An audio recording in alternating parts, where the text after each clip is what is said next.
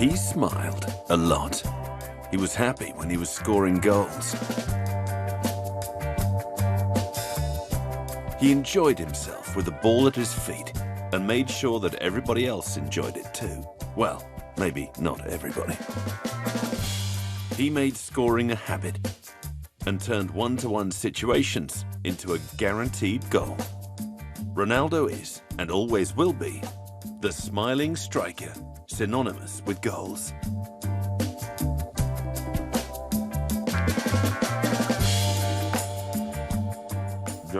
I began playing football because I enjoyed it, and I always kept that in my mind, right through to the end of my career. Smiling when you score, or when you won a game, and crying when you lose. It's all part of football and how you experience it. If this is what sticks in people's minds, then a mission has been accomplished for me.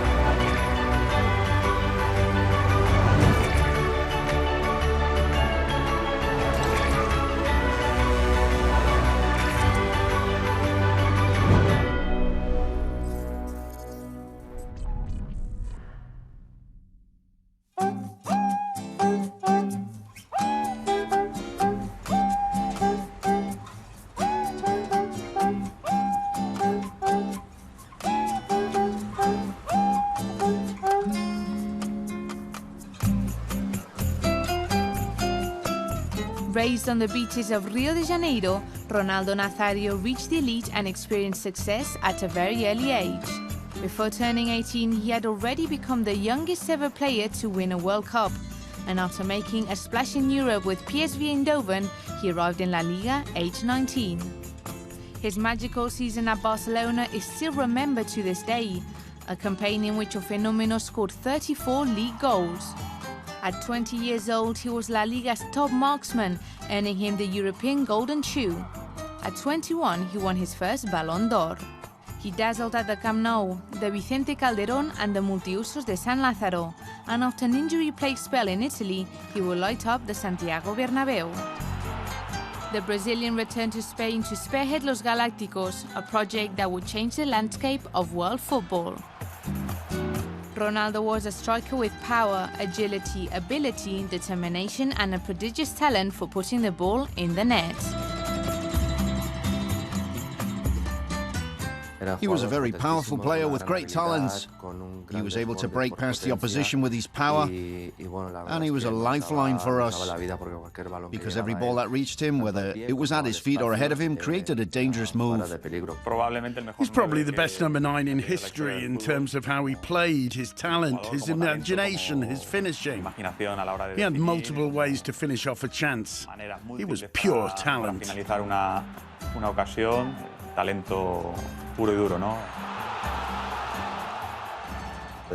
We are talking about a different player here. Somebody who is amongst the top players in the history of football. He had speed, he was quick with the ball at his feet, he had the ability to dribble, do step-overs, square up to defenders, and of course, he scored goals, which made him El Fenomeno.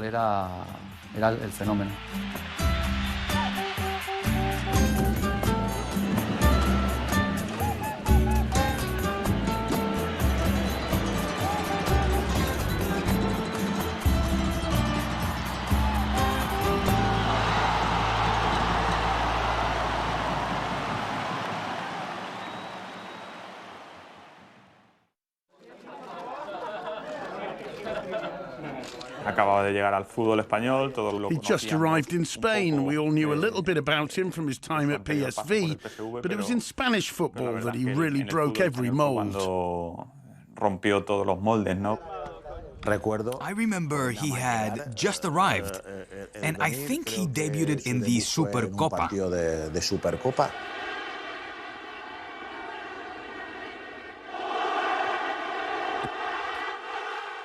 There he showed a different kind of quality with his finishing.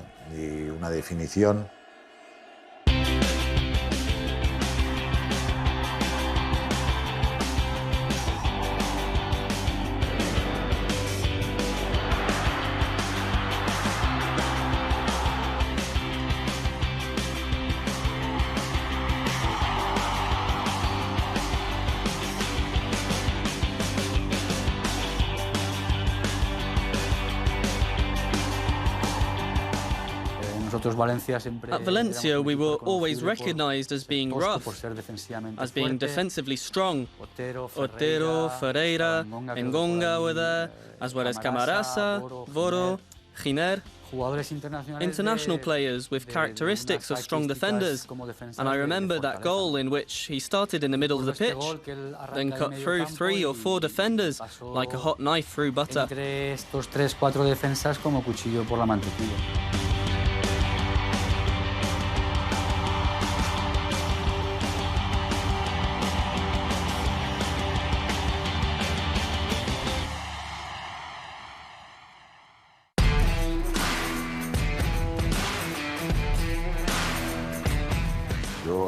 I'd signed a contract renewal at the end of the season, and I went away with the Brazilian national team. 5 days later, they called me to tell me that I couldn't continue with the renewal.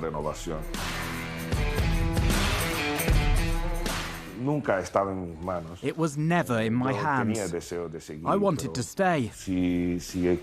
If the club didn't value me as I thought they should, then the decision wasn't in my hands.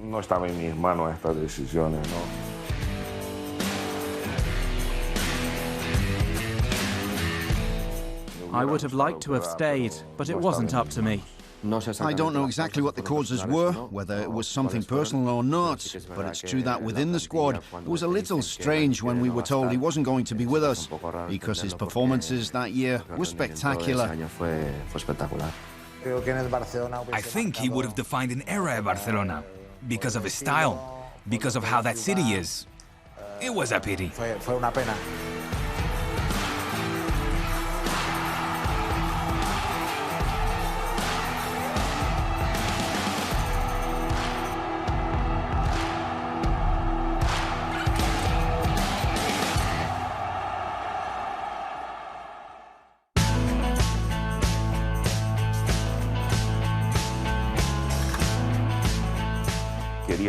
I really loved Inter.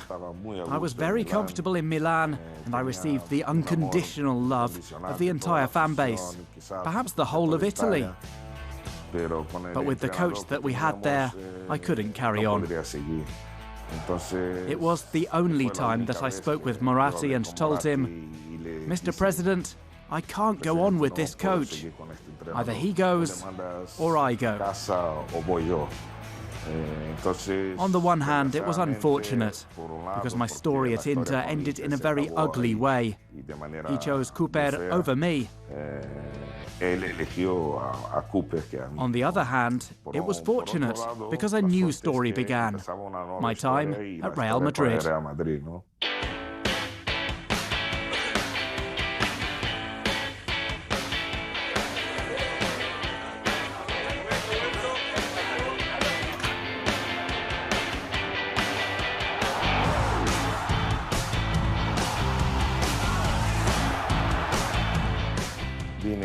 I came to Madrid because I wanted to play for Real Madrid.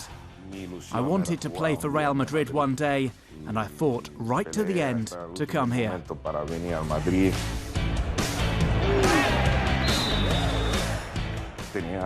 I played alongside Roberto Carlos for Brazil, and he would tell me about all that Madrid represented and what he experienced there. That stuck in my mind, and after a few years I wanted to see it with my own eyes. I came to Madrid, and it was even greater than what Roberto had told me, bigger than I could imagine.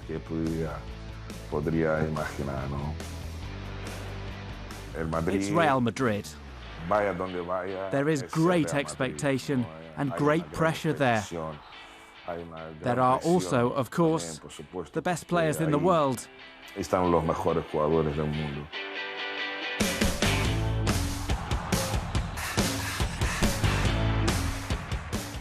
There was a lot of expectation about that group of Galacticos. In the end, we provided a lot of showmanship.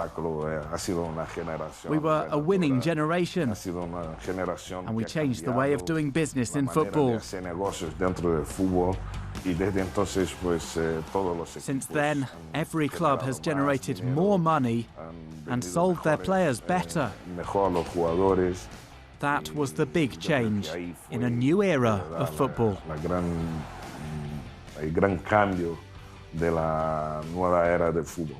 However, I can't tell you which version of me was the best.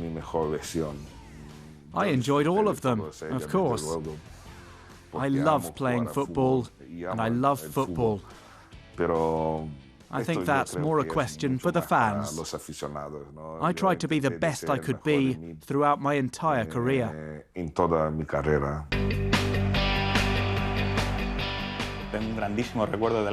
I've got great memories of Ronaldo's arrival at Real Madrid because, besides having him as a teammate, you also discover what he's like as a person, and Ronaldo the person is just as great as Ronaldo the player. That was one of the things that most surprised me, pleasantly. It was a pleasure to be able to watch him every day in training.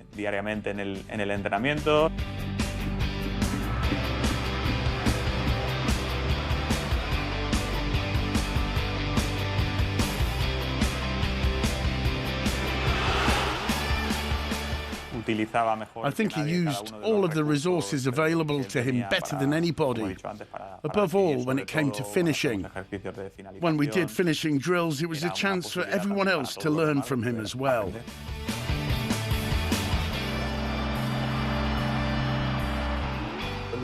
What you try to ensure, depending on who you're up against, is that they don't make you look like a fool. At times there are players who you look at and say, if I had to mark him or if I were up against him, you don't want to be shown up. Ronaldo was one of those players who could easily make you look silly.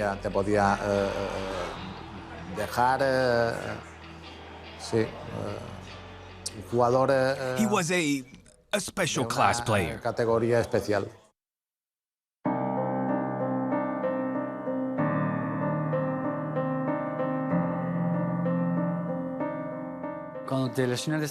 When you suffer such a serious injury to as important a body part for an athlete as your knee, there is obviously a physical side, and then there is a psychological component.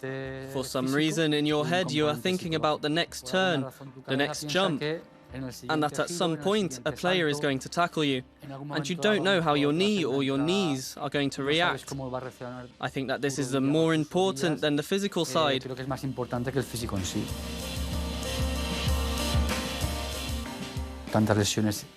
So many injuries, and always in the same place, come at a price, and unfortunately his career was cut shorter than it should have been. I gave up football because of an injury that I'd had during the last year of my career. It was a very severe case of pubalgia, and it caused maybe the most pain I'd been in my life. But at 35 years old, I didn't want to undergo another operation. I felt that I didn't have the strength to recover from it, and I thought that I'd already done my job. My mission was complete. I understood that it didn't matter if I won or lost the final battle. I wanted to finish and to start a new life, and that's what happened. I don't regret the decision I made. I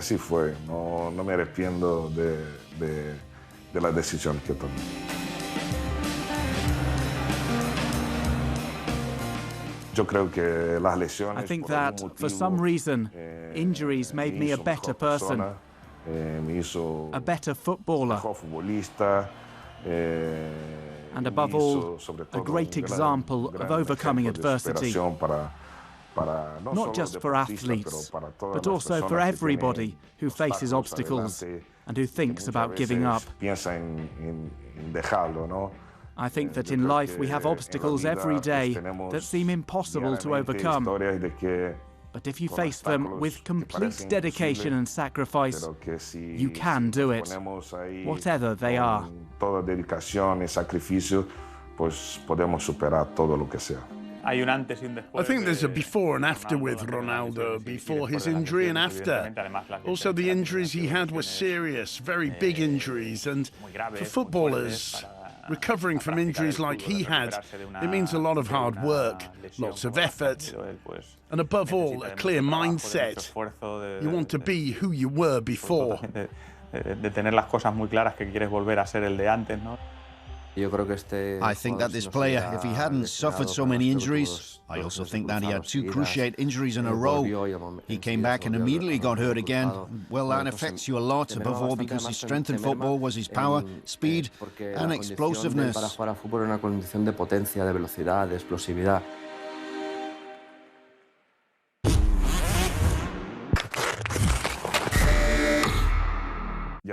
I already had plans for what I wanted to do with my life. I, of course, wanted to stay in football because it's my passion. The great love of my life is football. I had a project in mind, and I had the idea for my foundation, which I started at the end of 2011.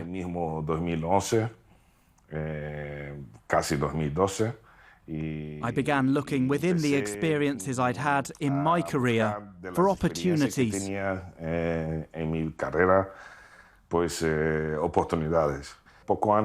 Shortly before the World Cup in Russia, the possibility of taking over Valladolid came up. I was looking at it, and I liked the idea of a team with a lot of tradition, that was close to Madrid, where I live, and with incredible potential.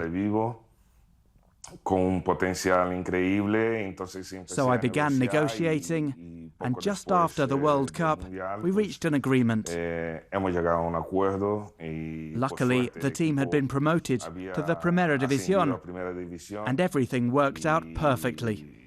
I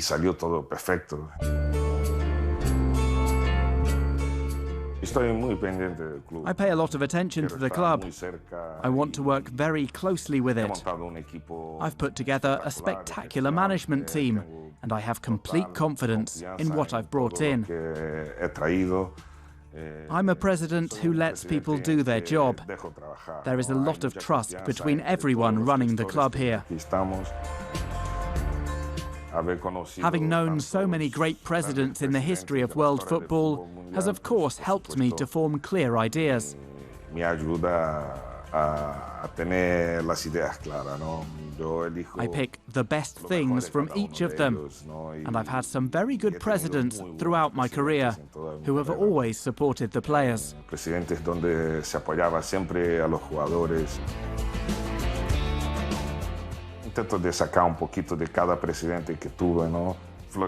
Florentino is the one with whom I have the best relationship nowadays. And it's maybe the best relationship I've had. I think that Florentino changed the history of marketing in world football. Yo creo que Florentino ha sido el que ha cambiado la historia del marketing dentro del fútbol mundial, ¿no? His media-friendly project changed history, as well as the amount of money that comes into football. I try to bring that to this club as well. The club needs to be media-friendly. I think that he's an example for all of us players in the transitional phase, which is so difficult for many of us. He's been able to understand it and read it well. Fortunately for him, he's found a club like Valladolid, where in a way he can pay back his knowledge and hard work in football. At the same time, he is learning a facet that is completely foreign to us, and he's understanding it and carrying it out. to perfection. If anything characterized Ronaldo off the pitch, it's that he's been very intelligent in many of the decisions he's made outside of football. I think this is one of those. Becoming a president of a club in a league that he already knows, starting from scratch, trying to grow from the bottom, it defines him as a person as well, I think. In the end, when players retire from football, after being very important or making a moment in history, they should stay in football. There is the added bonus of them knowing what happens on the field of play, in the sense that many decisions that are taken by the board are made without the experience of playing.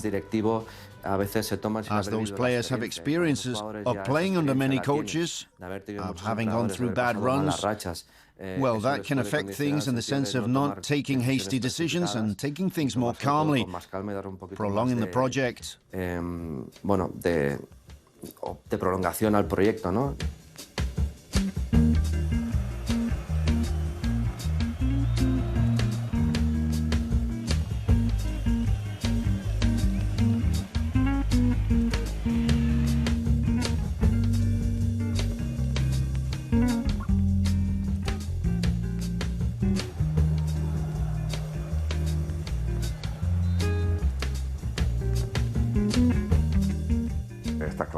I think that it's clear that Brazilian players have always stood out for their talent and their skills.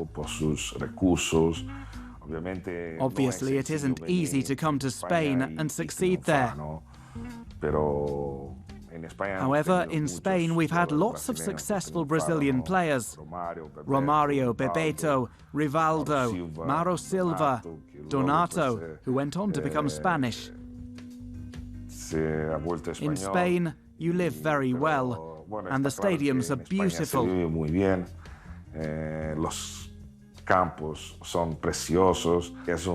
It's a dream for any Brazilian to be successful in Spain.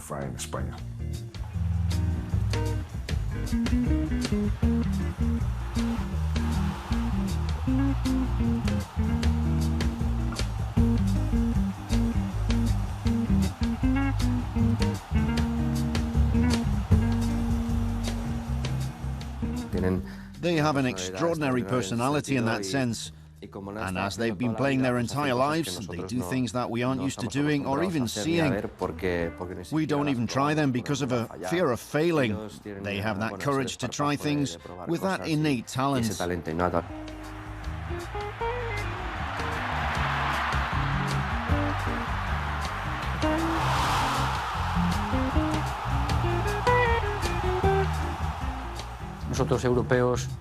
Maybe we European players like to enjoy ourselves, but it's a job for us. There are functions that you have to perform, rules about responsibilities that you have to comply with as a defender, midfielder or striker. I think that they grow more in the enjoyment side of the sport itself. We see that not only with attacking midfielders or strikers, but defenders as well. They are always skillful players with vision and a different way of understanding football to ours.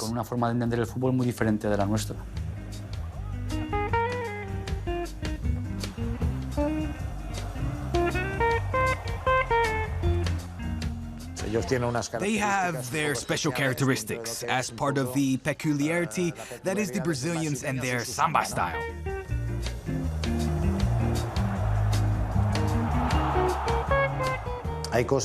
There are things that one can dream of doing in football.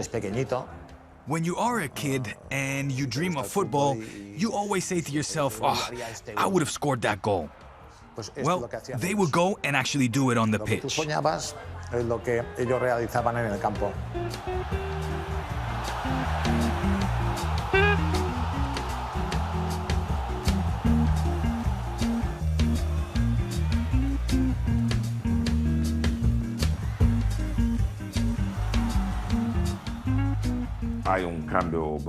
I think that there has been a massive change that has been down to the organisers in LaLiga.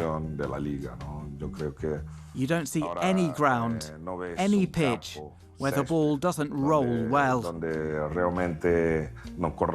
That's obligatory for the teams. And it's not just that. There's also the entire organization of all of this. I think that La Liga has professionalized and improved Spanish football a lot. La Liga is watched in many more countries around the world. I think that we can still make further improvements, but we're doing very well. I and the club are very happy with what La Liga are doing. Con todo lo que está haciendo la Liga de Fútbol Profesional de España.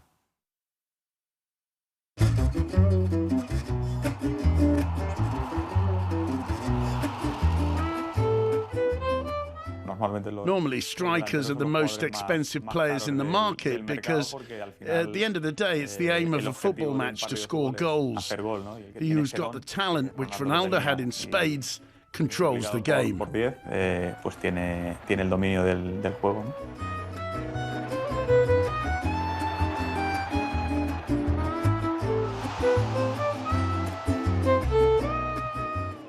He was a striker who was ahead of his time in every quality he had.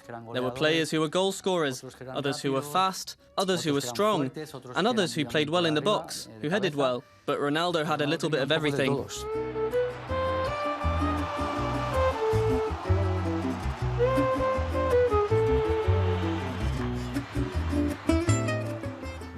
In many of my dreams, I'm playing football, having kickabouts with my friends.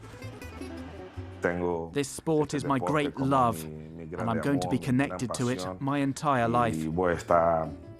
Football has given me so much, and I hope to gradually give back to it. I hope to spend many more years in football and continue to write a beautiful story, just like I did as a player.